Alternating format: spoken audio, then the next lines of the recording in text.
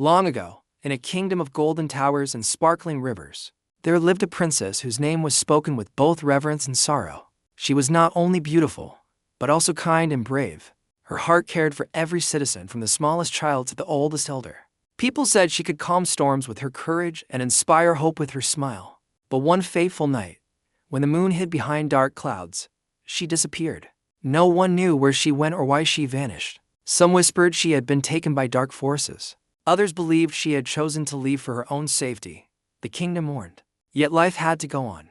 Generations passed, and her story became legend, a tale mothers told their children at night to teach them about bravery, love, and sacrifice. The princess will return when hope shines brightest, they said. Yet, as years turned into decades, hope seemed to fade. The people began to fear she would never come back. Far from the castle, in a quiet, hidden village surrounded by thick forest and rolling hills, 2 children lived who were unlike anyone else. Mara, the elder, had eyes like amber, glimmering strangely when sunlight touched them. Her younger brother, Elias, had hair as dark as midnight, with a strength in his arms that seemed unnatural for his age. Both carried human traits, but there was something different, something magical in the way they moved, the way they listened to the wind, the way their hearts seemed to understand the pain and joy of the world.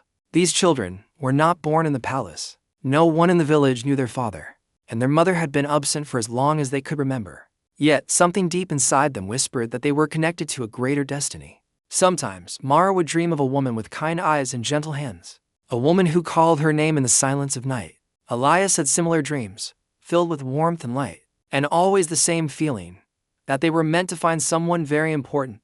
One evening, as the sky turned orange and gold, their grandmother gathered them by the fire. Her eyes, heavy with age, gleamed with secrets. She spoke softly, her voice trembling. "Children, you are not ordinary. The woman you seek, the one who lives in your dreams, is your mother. She is the princess who disappeared long ago. One day, you must find her. She waits for you, even if the world has forgotten her." Mara and Elias stared at her, their hearts pounding. Could it really be true? A mother, a princess, someone who belonged to them, lost for so many years. The fire flickered in their eyes as they imagined meeting her. They imagined the embrace, the warmth, the love that had been missing in their lives. A strange mix of fear and excitement rose within them, for the journey to find her would not be simple. The world was wide, filled with dangers, forests that hid secrets, and people who might not welcome them. But something inside Mara and Elias could not be silenced. A spark had been lit, a spark that whispered of courage, hope, and the power of family. For the first time, they felt a pull stronger than any fear. It was as if invisible hands were guiding them, telling them that one day, their mother, the lost princess, would see them, and the world would remember her again. That night, as stars began to twinkle above the village, Mara held Elias's hand tightly. They did not yet know how long the journey would be, or how dangerous the path, but they felt ready. Deep in their hearts, the legend of the lost princess was no longer just a story. It was real. And soon, very soon, they would find her.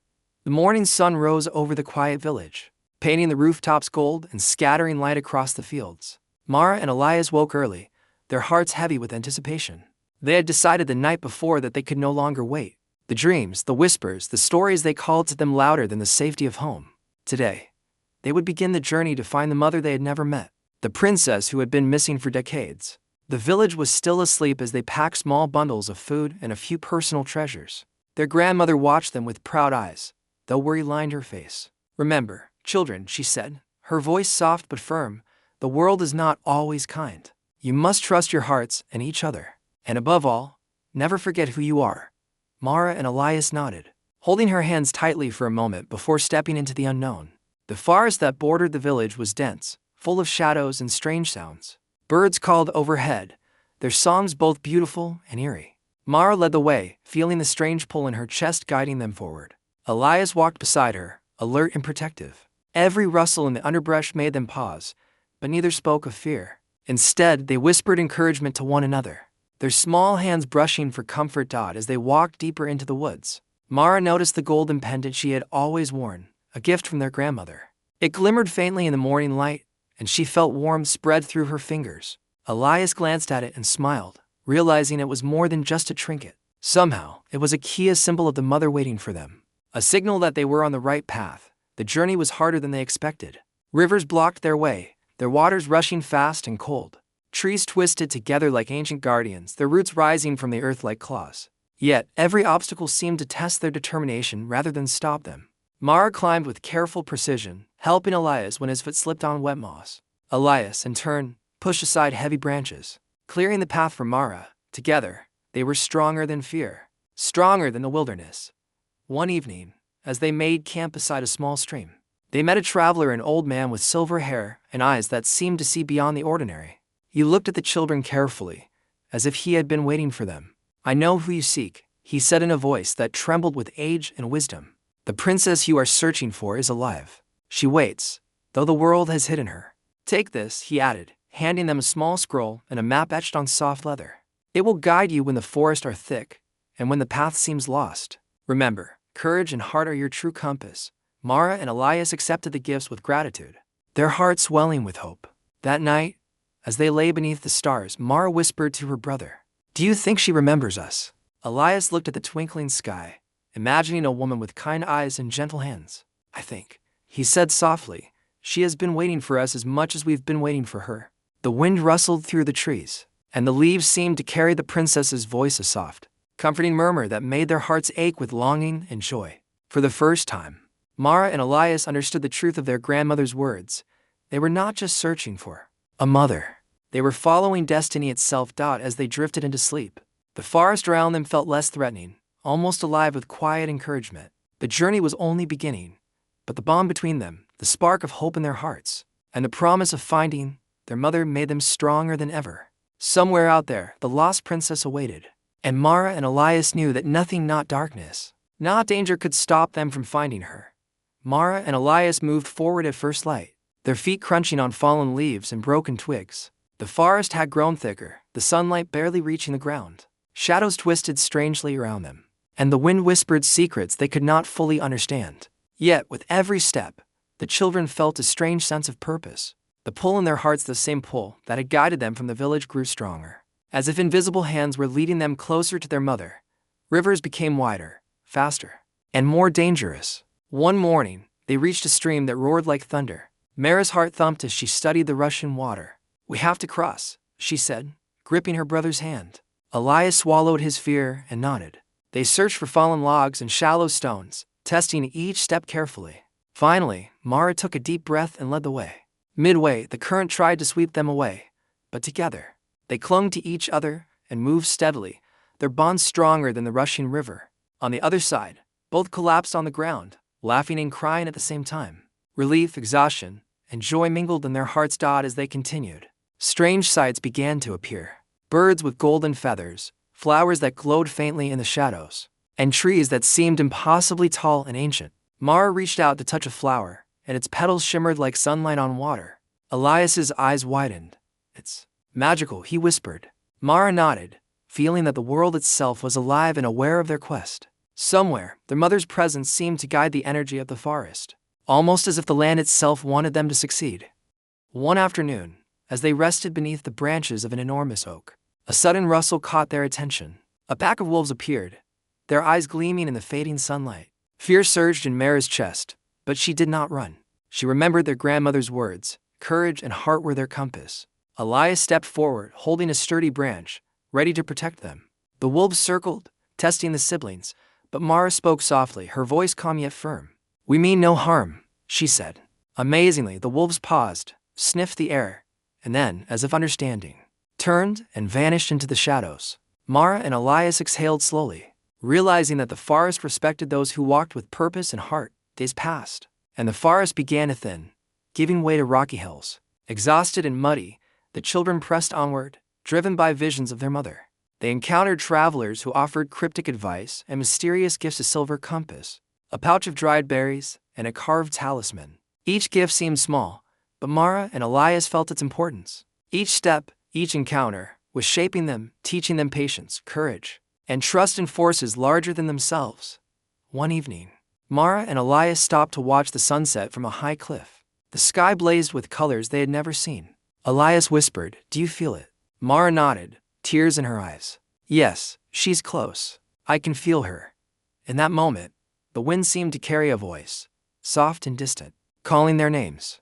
Their hearts raced, They were not just children wandering through the wild, they were destined to find the lost princess. As darkness fell, they made camp, huddled together for warmth. Every sound of the night, the rustle of leaves, the cry of an owl, the distant howl of a wolf was no longer frightening. It was a reminder that they were alive, that they were moving closer to the mother who had been missing for too long. With determination in their hearts and love guiding their steps, Mara and Elias knew the journey ahead would be harder. But nothing could shake their belief. Soon they would see her. The sun rose pale over the horizon as Mara and Elias approached the edge of a vast valley. There, half hidden by fog, lay the ruins of an old castle. Its walls were cracked and worn, overgrown with vines and moss. Broken towers reached toward the sky like ancient fingers, and the air smelled of earth and history. The siblings paused, their hearts pounding. Mara whispered, "This place. It feels familiar." Elias shivered, not from cold, but from the strange weight that seemed to press on the ruins. The castle had been abandoned for generations, yet there was life here in the shadows. Small animals scurried between the stones, and birds nested in the crumbling arches. As they stepped carefully inside, the air seemed to hum with memory. Mara's golden pendant warmed against her chest, as if guiding her deeper into the heart of the ruins. "The princess. She must have been here," Mara said, her voice trembling. Elias nodded silently, eyes wide as he scanned the broken hallways. Inside the main hall, portraits hung crookedly on the walls. Dust covered the frames, but the faces and the paintings glimmered with life. Mara stopped in front of one, her breath catching. The woman in the painting had kind eyes, soft curls, and a gentle smile. She wore a golden necklace that looked exactly like the pendant around Mara's neck. "It's her," Mara whispered, tears forming in her eyes. Elias stepped closer, staring at another portrait. The resemblance was undeniable, the same warmth, the same strength. Their mother had walked these halls once. The realization hit them both. They were following her footsteps, tracing her life through the ruins. As they explored, shadows moved in the corners of their vision. Strange noises echoed off the stone walls, footsteps, whispers, even soft laughter that faded too quickly to be human. Mara gripped Elias's arm. "We're not alone," she said. Elias nodded, holding his makeshift staff tighter. The siblings knew the ruins were not empty. They felt a presence, protective, cautious, yet not entirely threatening. It was as if the castle itself remembered the princess and recognized her children. Deeper in the ruins, they discovered a hidden chamber. The door was small, almost invisible, and covered in strange symbols that glowed faintly when Mara touched them. Inside, the room was modest, with a single chair, a writing desk, and shelves lined with books. On the desk lay letters bound with faded ribbons. Mara picked one up, carefully opening it. The words inside spoke of love, sacrifice, and fear. Their mother had written about the dangers that had forced her to hide, about enemies she could not face, and about her hope that one day, her children would find her. Elias read over her shoulder, his voice catching as he whispered, "She thought of us all this time." Mara nodded, tears streaming down her cheeks. "We're here now. She's not alone anymore." For the first time, they felt the weight of generations of love and longing, the pull of a mother who had been lost but never forgotten. As night fell, the ruins seemed to settle around them, quiet and watchful. Mara and Elias camped in the hidden chamber, the letters close to their hearts. They knew the path ahead would grow even more dangerous. Enemies, secrets, and old magic still lingered in the shadows. Yet, the presence of their mother's memory, and the knowledge that they were following her steps, filled them with courage. By the dim glow of the moon, Mara whispered, "We're close. Elias, I can feel her." Elias reached out, squeezing her hand. "And she'll feel us too. We're her children. We're here." The ruins, full of history, sorrow, and love, became a place of hope. For the first time, the lost princess was not just a story. She was real, and Mara and Elias were almost ready to meet her. Mara and Elias left the ruins at dawn, their hearts heavy with both hope and fear. Every step carried the weight of anticipation. They had followed the traces of their mother for so long, through forests, rivers, mountains, and forgotten paths, and now, the air itself seemed to hum with her presence. Mara clutched her golden pendant, feeling warmth radiate from it, a silent reminder that they were close. Elias walked beside her, scanning the horizon, alert to every sound, yet quietly sharing her excitement. They reached a hidden valley at midday, bathed in sunlight and surrounded by tall cliffs. In the center stood a modest, yet elegant house, its walls glowing softly in the sunlight. The garden was alive with flowers of every color, and birds sang melodies that seemed almost magical. Mara's heart leaped. This feels like her," she whispered, eyes wide. Elias nodded, feeling the same pull. Every instinct told them that the lost princess was here, waiting for them. The children approached carefully, their footsteps quiet on the soft grass. A figure appeared at the doorway, a woman with hair the color of sunlight, and eyes filled with both sorrow and hope. She froze, as if time itself had stopped. Mara's heart raced, and Elias's breath caught. Could this really be their mother, after all these years? When the princess saw the golden pendant Mara wore, tears welled in her eyes. Recognition, joy, and disbelief washed over her face. Mara, Elias, she whispered, her voice breaking. She stepped forward slowly, unsure if this was reality or a dream. The children ran, their small legs carrying them faster than they had ever moved before. When they reached her, they threw their arms around her. The princess knelt, holding them tightly, feeling the warmth of her children's bodies against her own. For a long moment, the three of them stayed like that, entwined in a perfect embrace. Mara could feel the tears soaking her shoulder. "We found you, mother," she said softly. Elias added, "We never stopped looking." The princess lifted her head, brushing their hair from her faces. "And I have waited every day for you," she replied, her voice trembling with emotion. "Even when hope seemed lost, I believed you would come." They stepped back slightly to look at each other. The princess studied their faces, how much they had grown, yet how much of her lived in them. She could see the courage in their eyes, the strength in their hands, and the love that had carried them across forest, rivers, and mountains. Her heart swelled. "You are my children," she said, her voice steady now. "Brave, strong, and full of heart. You have found me, and I am complete because of you." The children felt a joy unlike anything they had ever known. The emptiness they had carried their whole lives, the longing, the unanswered questions, the dreams of a mother they never knew had finally ended. In her arms they felt the safety, the warmth, and the love that had been missing for so long. The sun shone brighter, the wind whispered gently, and even the birds seemed to sing for them. But Mara and Elias knew this reunion was not the end. Their mother's past had been filled with danger, and the kingdom still held shadows that might threaten her. Yet, for the first time, they felt ready. Together, as a family, they could face anything. Mara squeezed her mother's hand. Elias rested his head against her shoulder. "We're here now," Mara said, "and we won't leave you again." The princess smiled through her tears, feeling the strength of their bond. In that moment, the lost princess was no longer missing. She had been found, not just by chance, but by courage, love, and destiny. And with her children beside her, she felt ready to face whatever the world still held, knowing that together, they could overcome anything. The valley was quiet, bathed in the golden light of morning. But Mara and Elias could feel that danger still lingered. Their mother, the lost princess, had hidden for so long to protect herself and the kingdom. Now, with her children by her side, enemies who had waited for her return were beginning to move. Mara tightened her grip on her pendant, while Elias scanned the horizon with a watchful eye. The adventure that had led them here was far from over. The princess led them to a small library tucked behind her home. Shelves were lined with ancient books, scrolls, and maps detailing kingdoms, armies, and secrets long forgotten. She spoke softly as she pointed to one. "My enemies are still out there. They wait for the moment to strike. But now, you two are not just my children, you are my protectors, my allies, and my hope." Mara and Elias listened intently, understanding the weight of her words. For the first time, they saw that being reunited did not mean the danger had ended. It had only changed shape. Days turned into training sessions. Mara learned to move silently, blending with the shadows, while Elias honed his strength, learning to defend both himself and those he loved.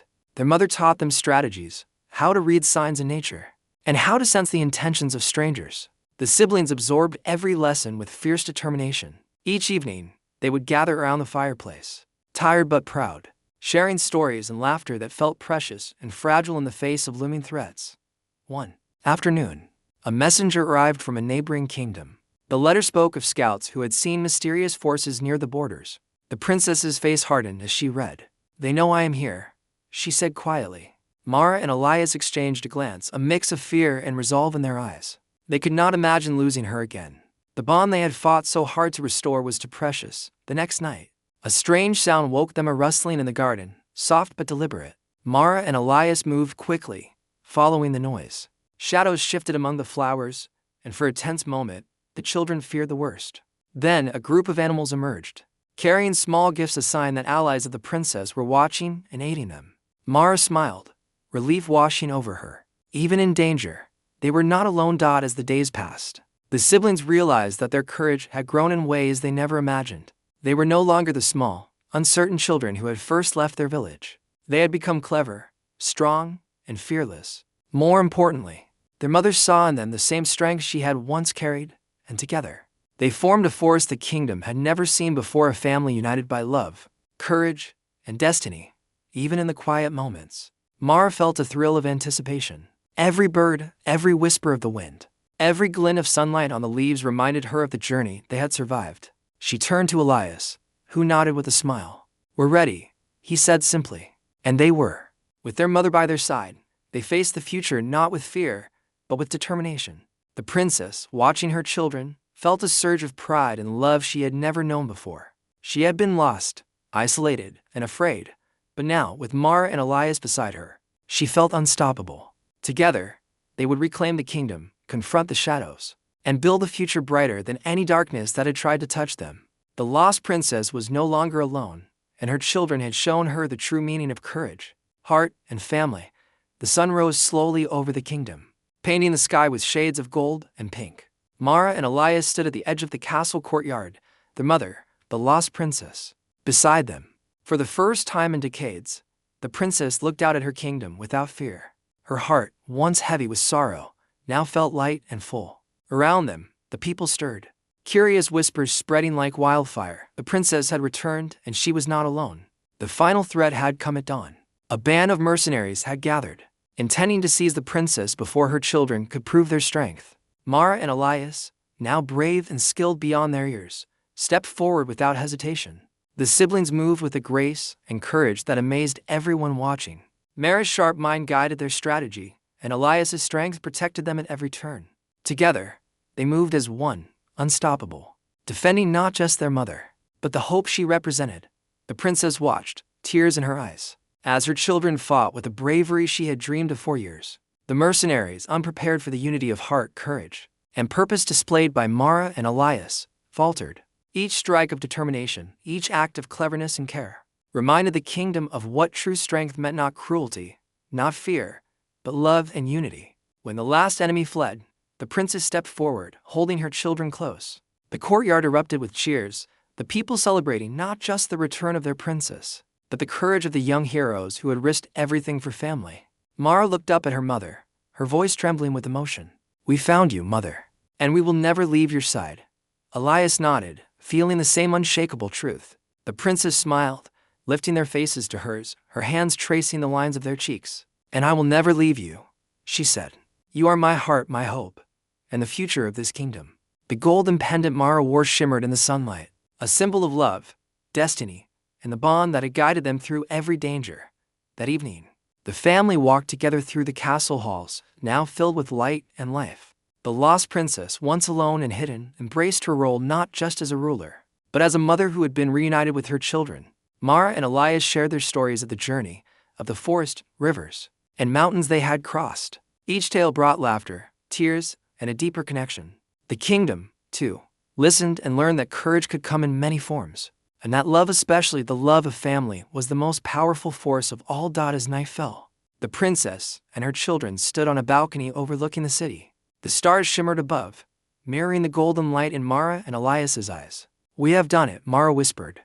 Elias nodded, feeling the warmth of his mother's hand in his. "Yes," he said softly. "We are home together." The princess smiled, looking at the faces of her children, the kingdom below, and the endless horizon beyond. "This is a new beginning," she said. "A kingdom built not on fear, but on courage. Not on shadows, but on love. And together, we will protect it." Mara and Elias squeezed her hands, their hearts beating with the certainty that no matter what came next, they would face it together. And so, the lost princess, reunited with her children, brought a new dawn to the kingdom. Mara and Elias had found her, and in doing so, had shown the world the strength of heart, the power of family, and the unbreakable courage of humanity. The kingdom would never forget that day, the day hope returned, carried by the hearts of two children who refused to give up, and the mother who had waited for them all along.